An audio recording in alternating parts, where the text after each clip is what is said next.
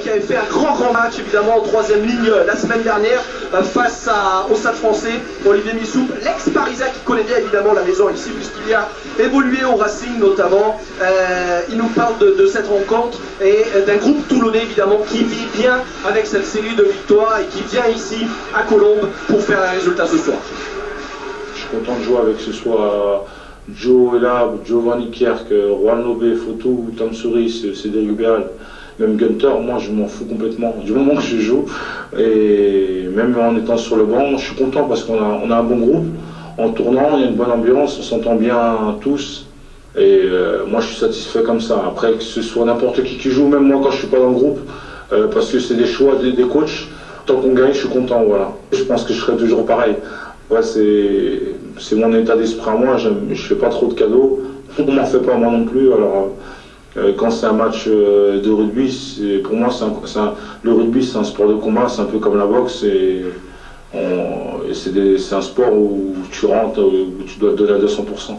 Voilà Olivier Missoupe, le troisième ligne toulonnais qui commencera donc cette partie sur le banc des remplaçants et le coup d'envoi de la partie de cette 15e journée de top 14, dernier match de cette journée qui va être mené par les Toulonnais, restant même par le pied gauche de Johnny Wilkinson. Allez c'est parti, on espère voir évidemment un grand spectacle. Les conditions météo à Paris excellentes, il fait frais mais il a plu une bonne partie de la journée, donc pelouse grasse, mais pour le moment vraiment bonnes conditions. Je suis allé faire un petit tour et ça devrait le faire. On espère évidemment que la pelouse va tenir et on espère évidemment que le ciel également va tenir pour pas qu'il y ait de pluie et on espère pour le spectacle évidemment. Allez, retour au jeu, 0-0, on joue depuis 30 secondes tout juste ici à Yves du Manoir. Vous n'avez rien manqué si vous êtes bien sur France Bleu Provence Toulon et sur internet www.francebleu-provence.com avec un ballon rapidement dégagé par les arrières du Racing, récupéré dans l'entrée de 7 mètres par Johnny Wilkinson qui monte une grande chandelle dans les 40 mètres du Racing Métro et monsieur l'arbitre qui laisse jouer ce ballon récupéré par les Parisiens. Ils se dégagent un petit peu comme ils peuvent et le ballon qui va revenir dans le camp dans les 40 mètres de Toulon sur Loa Manou qui dégage ce ballon qui est contrôlé par Stein me semble-t-il, non c'est par Wisniewski, je vais y arriver à le prononcer celui-là, qui essaye d'occuper le camp toulonnais pour le moment sur la première minute de jeu ici toujours 0-0 et c'est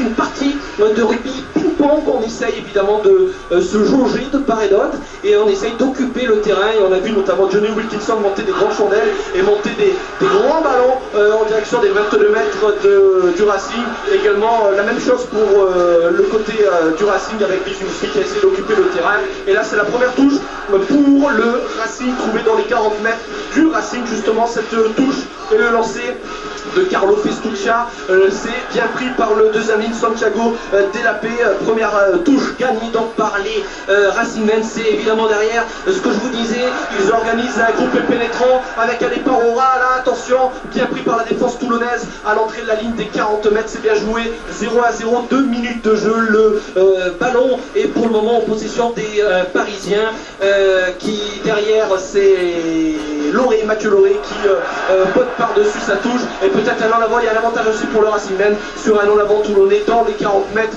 du rugby club toulonnais au centre du terrain quasiment. Ce sera donc la première mêlée du match ici à Yves du Manoir. Je vous rappelle toujours ce score de 0-0, 2 minutes et 30 secondes de jeu et les deux équipes qui se changent. Une petite surprise quand même Eric, oui. Le stade n'est pas plein, je pensais vraiment qu'il serait plein mais voilà c'est la polémique, le stade qui devait, le match qui devait se jouer hier à 14h30 qui a été décalé à ce soir 17h, ben évidemment c'est difficile. La première mêlée du match, l'introduction elle est parisienne pour Mathieu Loré, elle est gagnée par les Parisiens cette première mêlée qui partira avec Chabal, la charge de Chabal qui a perdu le ballon sur l'impact.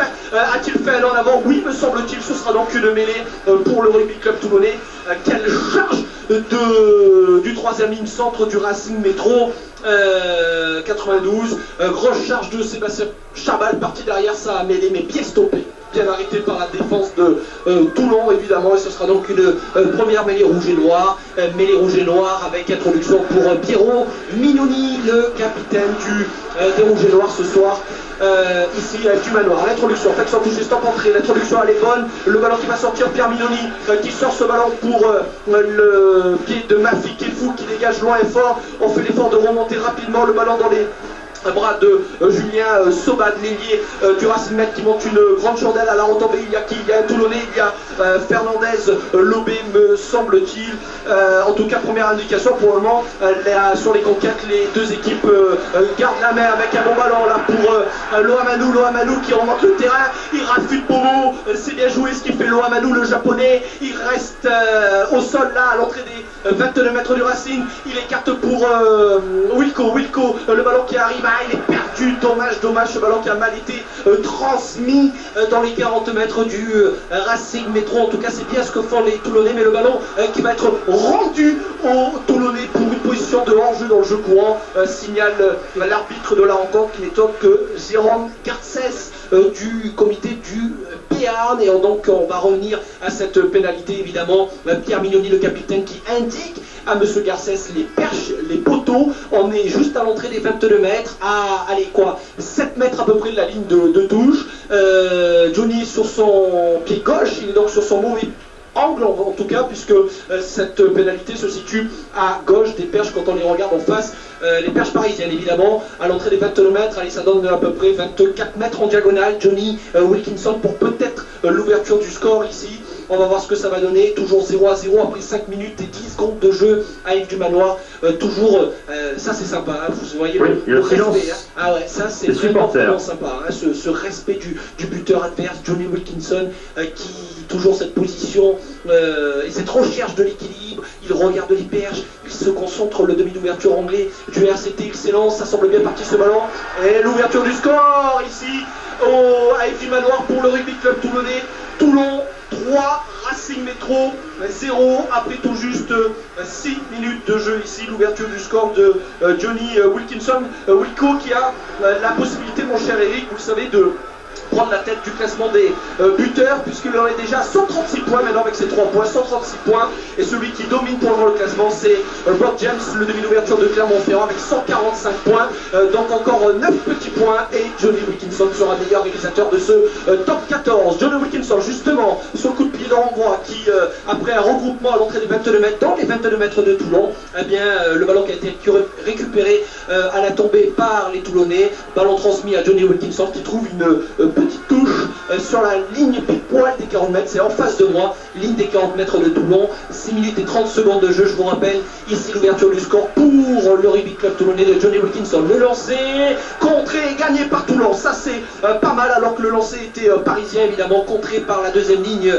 toulonnaise. C'est bien ce que font les Toulonnais en ce début de match. On s'appuie sur le pied de Johnny Wilkinson, mais surtout on essaie d'occuper le terrain intelligemment. Le ballon pour les Parisiens, c'est Biziuski là qui a le ballon, qui dégage directement dans les bras de Rooney à l'entrée des 22 mètres. Rooney l'Australien qui dégage loin fort avec son pied gauche. Le ballon récupéré une fois de plus par Biziuski dans ses 40 mètres, et lui aussi va essayer de trouver la touche, mais il trouvera les bras de Johnny Wilkinson à l'entrée de ses 22 mètres. Wilco qui remonte à le terrain, il tape une chandelle à la retombée. Il y a me semble-t-il Grogneux, sans certitude aucune. En tout cas ce sont bien les Racing Men qui ont récupéré le ballon avec un point de fixation. Là le ballon qui sort pour le numéro 15 Brent Round en position de demi de mêlée.